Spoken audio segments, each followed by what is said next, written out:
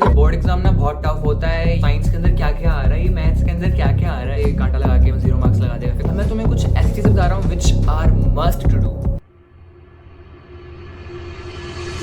Class 10th में आते हैं ना तुम्हें सब लोग ज्ञान देना शुरू कर देंगे। 10th बोर्ड है, बहुत हार्ड होती है, पेपर बाहर से आता है और बाहर ही चेक होता है, सिलेबस टफ होता है और नमक छिड़कने के लिए रिलेटिव्स तो होती है। कभी कोई टीचर कुछ बोलता है, कभी कोई टीचर कुछ बोलता है, समझ गया था ना किसकी स्ट्रेटेजी फॉलो करनी है। तो हाय, माय नेम इज बंधन एंड मैंने क्लास 10th के अंदर 94% स्कोर किया था। हिंदी में स्पेलिंग मिस्टेक हो गई थी जिसकी वजह से मार्क्स कम रह गए, वरना 97 आए थे। But I am happy with this. Right now I am about to be a 12th grader and मैं तुम्हें आज क्लास 10th की कंप्लीट रोड मैप देने वाला हूँ। एंड ये कोई चैट जीपीटी की स्क्रिप्ट नहीं होने वाली है, ये मेरा एक्सपीरियंस होगा। एंड इस दुनिया में एक्सपीरियंस से बड़ी टीचिंग कुछ हो नहीं सकती है। सो मैं ये गारंटी देता हूँ, अगर तुम इस वीडियो को पूरा देख लेते हो, you will be easily scoring 95% above in your exams. Switch to 1.5x. पहली बात तो ये है कि अपने दिमाग से रूमर्स को निकालो और जो मैं बोलने वाला हूँ वो चीज डालो। क्लास 10 क्लास 9 से बहुत ज्यादा इजी होती है। कि मैं 8th मजे मजे मजे आ रहे हैं, कहते हैं आए अरे what the hell is this, ये साइंस के अंदर क्या क्या आ रहा है, ये मैथ्स के अंदर क्या क्या आ रहा है।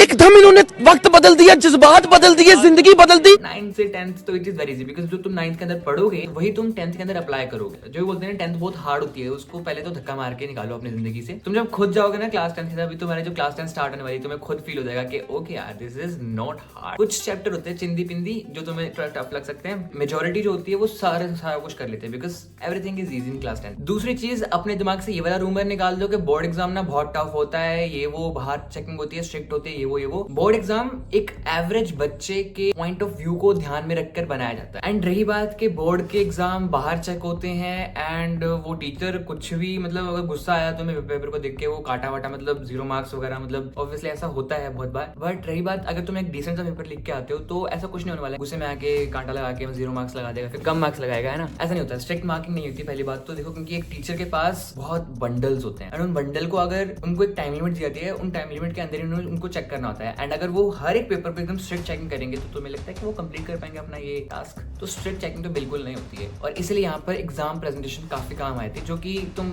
यूट्यूब पे किसी की भी वीडियो देख सकते हो। अब मैं तुम्हें कुछ ऐसी चीजें बता रहा हूँ which are must to do.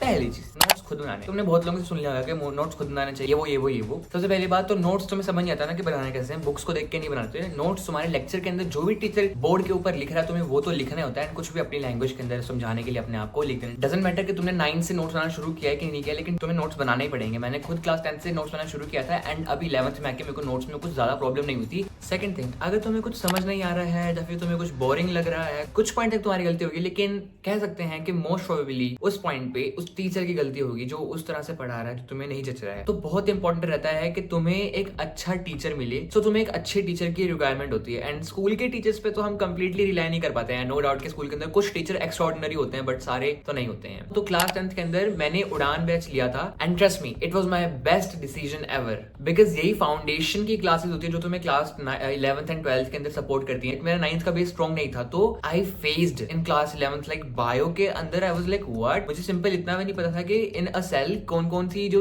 Organelles होती हैं वो डबल मेम्ब्रेन होती है कि सिंगल मेम्ब्रेन होती है। मेरे को ये पता ही नहीं था। 9th में मैंने बैच नहीं लिया था, I was studying my self, मैं स्टडी भी नहीं करता था तो मेरा बेस स्ट्रॉन्ग नहीं है। तो 11th के अंदर कुछ महीनों में मैंने सफर किया बट मैंने उसको कवर कर लिया अपने टीचर्स की हेल्प की वजह से। अगर तुम्हारा बेस स्ट्रॉन्ग नहीं है तो तुम 11th 12th के अंदर सफर करोगे। सो आई विल 100% रिकमेंड यू उड़ान 2026 बैच। और अभी तो पीडब्ल्यू का यार एक होली फेस्टिवल ऑफर भी चल रहा है जिसमें तुम्हें एक्स्ट्रा कुछ ऑफर्स मिल पाएंगे। So it's the right time for you also to buy this batch. सिर्फ क्लास 10th के नहीं, पीडब्ल्यू के और भी बैचेस होते हैं। लाइक क्लास 9th के लिए नीव 2026 बैच है, 11th के लिए उदय 2026 बैच है, 12th के लिए परिश्रम 2026 बैच है। एंड इन सभी बैचेस के अंदर सभी सब्जेक्ट्स कवर होते हैं एंड डेली 2 क्लासेस होती हैं ऑफ 1 hour and 15 minutes। आपको लेक्चर्स के पीडीएफ नोट्स भी मिल जाते हैं, डीपीपीज मिल जाती हैं, वीडियो एंड ऑडियो सॉल्यूशंस भी मिल जाते हैं एंड 24 घंटे डाउट सॉल्विंग के लिए पीडब्ल्यू ने खुद का डाउट इंजन भी निकाला है। बट अगर तुम आईसीएसई बोर्ड के हो तो PW have riser 2026 batch for class 8, radiant 2026 batch for class 9, Victory 2026 batch for class 10, and if you want extra discount use my code।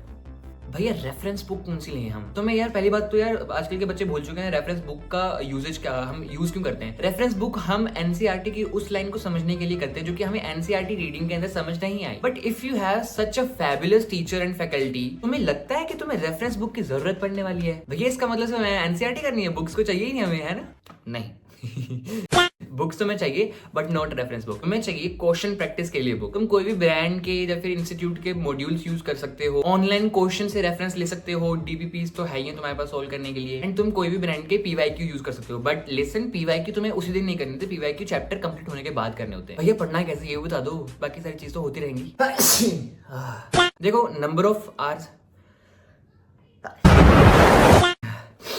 Sorry, देखो नंबर ऑफ आवर्स से फर्क नहीं पड़ता है, फर्क पड़ता है तुम्हारे टू डू लिस्ट से एंड उसे कंप्लीट करते हो कि नहीं करते हो। तुम्हें एक्चुअल में पढ़ना कैसे होता है, लेक्चर, नोट्स, एनसीईआरटी के सभी questions, NCERT reading, PYQs and sample paper. But ये मत समझना कि सारी चीजें हमें एक ही दिन में करनी है। अगर तुम्हें एक दिन का प्लान बताऊं तो तुम्हें लेक्चर्स लगाने हैं, लेक्चर्स की डीबीपीज करनी है, एनसीईआरटी के क्वेश्चन उसी वक्त करने हैं तो कर सकते हो, वरना तुम चैप्टर कंप्लीट होने के बाद भी एनसीईआरटी क्वेश्चन कर सकते हो, एंड एनसीईआरटी रीड करना होता है daily. One thing which is the most important कि तुम्हें पढ़ना कैसा है इज रिविजन। तुम मानो ना मानो, अगर तुमने डेली रिवाइज कर लिया तो तुम्हें चुटकियों में चैप्टर याद हो जाएगा। तो इससे क्या होगा, जब तुम चैप्टर के एंड में पहुंच जाओगे तुम्हें रिवाइज करने के लिए पूरा रटना नहीं पड़ेगा, तुम्हें सब कुछ आता ही होगा। एंड ये सारी चीज तुम बहुत बड़े बड़े यूट्यूबर से सुन लिए होंगे कि रिवीजन कितनी मैटर करती है, एंड जब तक तुम इसे खुद फॉलो नहीं करोगे तुम्हें पता नहीं लगेगा कि कितनी मैटर करती है एक्चुअल में रिवीजन। शॉर्ट नोट्स अगर तुम खुद के बनाते हो तो इट इज ओके, अदरवाइज यार short notes I don't think कि अभी तुम्हें इतनी नीड है। तो तुम इंटरनेट से कोई भी शॉर्ट नोट्स उठा के उसको रेफरेंस में ले सकते हो, उसको प्रिंट करा लो एंड उसको प्रिंट करके तुम उसके ऊपर कुछ एक्स्ट्रा चीजें लिखोगे, बिकॉज ऑब्वियसली वो दूसरों के नोट्स है, उनके अंदर कुछ चीजें मिसिंग होगी, तो तुम अपनी चीजें भी ऐड करोगे उसमें। जब तुम्हें फील होगा कि हाँ ये चीज मैंने गलती करी थी तो यहाँ मैं ऐड करता हूँ, वहां पर ये शॉर्ट नोट्स तुम्हें बहुत काम आएंगे। Consistency is the key. ये तुम्हें लाइन काफी बार काफी लोगों ने चेपी होगी, लेकिन जब तक तुम इसे खुद रियलाइज नहीं करोगे तुम